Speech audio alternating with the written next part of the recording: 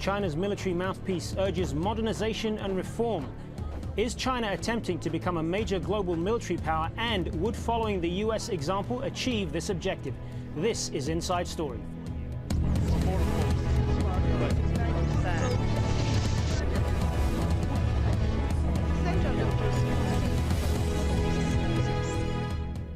Hello and welcome to the program. I'm Hazem Seeker. China's army should modernize so they can boost combat capability. This was the assertion made by China's leading military newspaper, the Liberation Army Daily, on the 83rd anniversary of the founding of its army. The article said if China is to keep up, it must look to foreign militaries like the US as an example. It's also urged for the renewal of weapons and equipment while focusing on more military exercises to train troops for actual combat. Failing to do so would leave them vulnerable to security threats. In urging China to rid itself of the old traditional ideas, it said history and reality have shown again and again that a country which does not have a worldview is a backward one.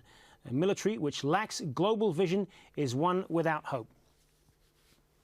Well, joining us now to discuss this issue are our guests. In Tokyo, Shunzi Taoka, a Japanese military analyst. In Doha, Li Wang, a fellow at the Kennedy School of Government at Harvard University.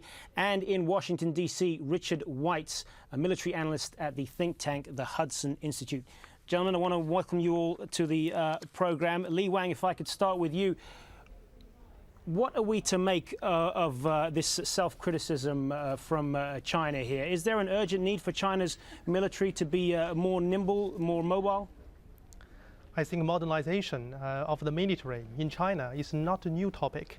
It has been a topic that lasts for even centuries. If you look at the late 19th century, a lot of countries has invaded China. The Chinese people start to rethink about the way how to protect our nation. And even you look at the 30 years of Chinese economic reform. The economic reform is not so economic reform, but also together with the military modernization as well. But when we look at it, we should think about as what the great reformer, Mr. Deng Xiaoping, has described. The global scenario in current situation and in the future is embodied with peace and development. So I think Chinese military modernization will be serving the three basic functions as what is already served. First of all, to define its economic achievement. So as you can notice that it's Chinese military and soldiers are always at the front line to saving people's lives in accident, especially even in current situation in the northwest China, there is a big accident, and the military are the first troop to be there to save lives.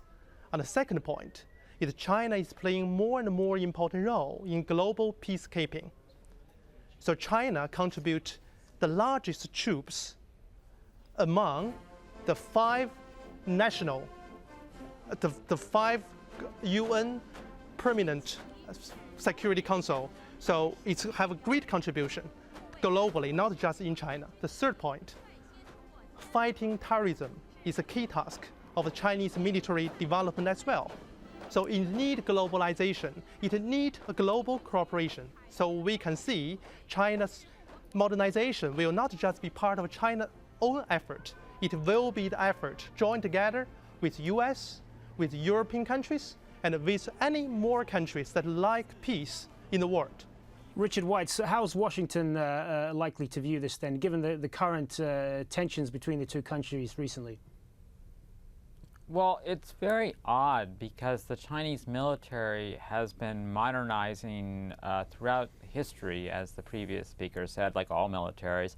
But in particular, for the last 2 decades, the Chinese defense budget, the official one, has been double digits. It's been 10, 20%. Suspicions are it's even greater because a lot of what we would consider in the U.S. and the defense budget is excluded from the defense budget. So you've seen a tremendous expansion in Chinese military reach, military power, and even the most recent Chinese defense white paper published by the Chinese government discusses all their modernization programs and objectives. So I find this editorial odd. It might be related to domestic politics. Perhaps they're trying to stake a greater claim for the budget battles to come, but it certainly is just saying what China's doing already. Shunzi Taoka in Tokyo, how is Yep. Japan likely to view this, given that Japan is one of China's neighbors in the region and also a major player there? I'm afraid that I may not be a typical Japanese in that I do not believe in the theory of Chinese military threat, especially about Navy. Some say that China will expand its Navy in order to protect its sea lanes because they have to secure the resources and natural resources imported from abroad. But we have to recognize the fact that about 70% of Chinese exports are produced by the foreign companies operating in China. Especially it is the Japanese factories, American factories, and many European factories. And they export to the mother countries. So if the relationship between China and its market nations deteriorates, immediately China will lose its export market. So the foreign factories will stop operating. And China doesn't need to import raw materials. And also they will have no financial resources to import them. So in view of the fact that China is now it's very tightly involved in the industrial meshwork with the world, to try to protect the Chinese natural resources by naval power is especially very strongly outmoded idea, I think. And also to try to cope with the mighty U.S. Navy is a rather absurd idea if Chinese Navy people are really thinking so. China has no anti-submarine capability, and the anti-air capability is also very questionable. So in case of real combat, the Chinese surface ships were nothing more than the source of medals for attacker pilots or submarine captains. All right, let's look at some of this in a little bit more detail then. We'll compare China's military spending to its neighbors and, of course, the United States. China is estimated to have spent $86.2 billion on its defense. That totals 2% of its annual GDP. The U.S., on the other hand, spent $616 billion, 4.3% of its GDP. And Japan spent $46.2 billion. That's just 0.9% of its GDP. Taiwan spent $8.3 billion, 2.1% of its GDP, and South Korea spends $26 billion on its military, which amounts to 2.8% of its GDP. Li Wei, I want to start with you. If we look at the idea that if we're to look at the fighting doctrine here of China. Where does it, is it going to be more geared towards air power, less boots on the ground? And how does that stack up against its rivals in the region like Japan, Taiwan, and South Korea? So I think if you look at only at the spending in terms of the percentage to GDP, China is not among the top. It's far behind the US. But if you also look at the mission that of Chinese army, modernization, the key theme of it is to protect its own economic development, not to intervene other countries, and not to invade other countries. So, and also Chinese modernization of its military development is a long history already. So there will be not a big surprise to our neighbors that we spend a lot on that. And another point of view, spending the money in the military development by Chinese is really trying to strengthen its capabilities of the Chinese military to make sure the soldiers have a good knowledge and a good professionalism to support its missions, and especially in the global peacekeeping. Right. Sorry, but I want to ask you specifically about some of those areas of military spending, if I can. I mean, one of the things that this article that we mentioned at the top talks about is modernizing the armed forces, putting heavy investment in high-tech weaponry like advanced fighter jets, slimming down its military. If that's where China is going to go militarily, how does it rank with some of its neighbors in the region in those areas, particularly Taiwan and Japan and so forth? From my perspective, the Chinese spending in that point may raise the concern from some of its neighbor countries. So because they may perceive China as one of the giant with great military power, like what other countries have been done in the history, has been invaded in other countries because of their military power. But the importance is that we always look at the culture of Chinese and also look at what China has done in practical to judge how strong the military will protect the value of the Chinese and also the value that our global community has been shared. So that is the important point that we look at, not just look at the spending that we have spent on it. Even look at spending compared with US and other countries, we are not the largest. But also the third point I would like to provide it is because globally, we're sharing the global community with the goal to fighting terrorism and also build a strong peacekeeping troops. To achieve this, it needs global sharing knowledge. I'm looking forward to seeing more technology, modern technology transferred from Europe, from US, and from modern countries to China to have built its capabilities to serving our common goal for the peace of the world. Richard White, the US military buys technology already available on the open market when it can, such as global positioning systems. So does China then need to follow, in your view, that model of using civilian technology more and incorporating it into their military? Well, they've had a problem with that in that for a while they allowed a lot of the Chinese military units to actually engage in commercial activities, and they found that they became so preoccupied with making money that they sort of lost their professionalism interest in drilling, and so they basically banned and removed the military from all those kind of commercial activities. In China, it's complicated because a lot of what might be considered civilian also could be considered military because the state controls it. So if the government controls something, it's not clear how much civilian it is. Even in the nominal private sector, the government has a very heavy hand. So to get purely civilian commercial military support, it would probably be on the open market internationally. Which I presume they do get satellite data and other information that's freely available in the open market. So I don't think that's the main drive of where modernization is going to go. Shunzi Tuoka, if we look at Japan's defense capability, they will view this as one of quality rather than quantity. Defense spending less than 1% of GDP, as we mentioned earlier.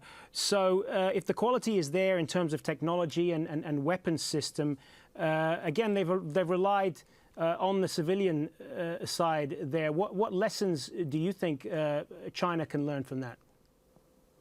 Well, in Japan too, there are many alarmists who are afraid of China. So I always remind them that Japan also, Japanese self-defense force budget had continued to expand in 2 digits every year for nearly 20 years. It's from 1960s to the end of the 1970s. So I think it's rather natural for a country whose GDP is expanding. It means that government revenue will similarly expand, and military will have the due share of it. So the expansion of the military spending itself, it doesn't matter at all. It's not a natural thing. But we have to notice how much the Chinese Army and the aircraft and Air Force has shrunk. The Air Force had about 4,000 fighter aircraft about 20 years ago, and it is now 1/3 of it. And submarines, they had more than nearly 100 submarines 20 years ago, and it's now down to 60, and about half of them is still obsolete. Only the surface ships are increasing in numbers, but they're in a very primitive stage, and they have to import the naval equipment from many countries. They use American torpedo tubes and French anti-air missiles and French helicopters, Russian guns, and some Russian radars, and so on and so on. So I once described in an article that Chinese warships are like, how to say, World Naval Equipment Expo, because it carries weapons from many countries, and I think the linkage of those equipment is almost impossible. Given the historical differences between Japan and China, Shunzi Takawaka, is there other areas then of military cooperation that you can see between Japan and China? Well, so far, I think the military cooperation is not, how to say, the agenda. Very limited military confidence building measures are now have started, but it's quite little. And Japanese military tend to look at China as a convenient substitute for the former Soviet Union threat to Japan. It has diminished, and so they are afraid that the budget will be cut, as happened in European countries. So they tend to emphasize the Chinese military expansion. The military cooperation between China and Japan doesn't exist, and it will not become the reality in the foreseeable future. Richard Weiss, we mentioned earlier that China is estimated, and I emphasize estimated, to have spent a total of about 2% of its annual GDP on its military. But the idea of deception is part of China's military tradition, and is that something that complicates the relationship between China and the US as far as their ability to be able to cooperate in a lot of areas of the military? That precisely so. What we've seen is for the last several, perhaps 2 decades, you would say, there's been an effort on the part of the U.S. military to establish a military relationship, more the Pentagon and the civilians as well, with the Chinese equivalent, and they've run into several reoccurring problems. So one is this problem of transparency. The Chinese are very secretive about what they're willing to show the United States. And in some ways it's understandable, since the Chinese don't want to give the United States military useful information if there's a conflict. But it seems to be excessive and therefore inhibiting some of the partnership. Now, of course, there are some real differences, such as over Taiwan, over freedom of the seas, which are also complicating the military relationship. What often happens is it sort of serves as the canary of the relationship. In other words, in a mine shaft. Whenever the relationship becomes poisoned over Taiwan, over the Dalai Lama, over anything, the military ties are just basically the Chinese stop pursuing them for a while until they've cooled off and shown their displeasure. That said, we have seen evidence of cooperation. The Chinese speaker mentioned peacekeeping. That is correct. China has, over the last decade, become a major contributor to UN peacekeeping forces on the ground. In Somalia, off the seas of the Gulf of Aden, we're cooperating very well with the Chinese and the U.S. and other fleets. So it's not destined that these two great powers will come into military conflict, but the relationship is complicated by this transparency issue. Well, some people would say, Richard Weiss, that many of these calls within China to modernize are born out of fear. Do you think that criticism is warranted? Well, fear in the sense that there are probably some Chinese who genuinely fear that the United States, that's probably the most plausible aggressor, might attack them in the next decade. I think that's incorrect. I don't see any reason why the United States would do that. Longer term, they may worry about a conflict with Russia, and there's also problems, of course, with India, with Vietnam, and other areas.